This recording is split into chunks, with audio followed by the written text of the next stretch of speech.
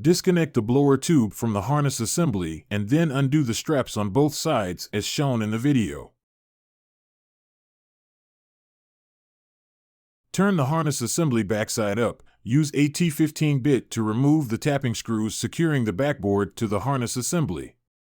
Flip it open to reveal the backboard, then remove the 6 screws that hold it in place. After removing the backboard, there are still 4 additional screws to be removed with a T20 bit. Next, use a T20 bit to remove the 7 screws holding the decorative cover assembly. Remove the decorative cover assembly and unplug the 2 connectors.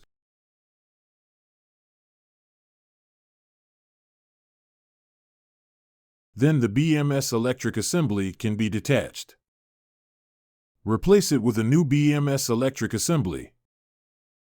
Plug the 2 connectors and route all the wires in the wire traps.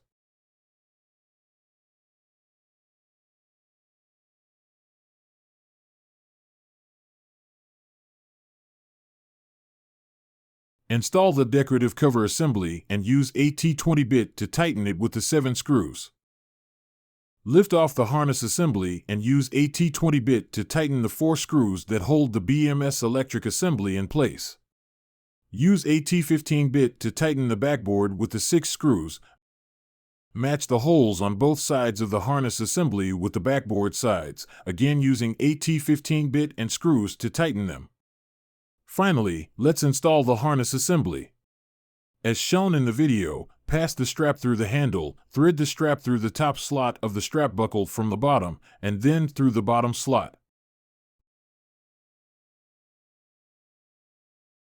Repeat on the other side.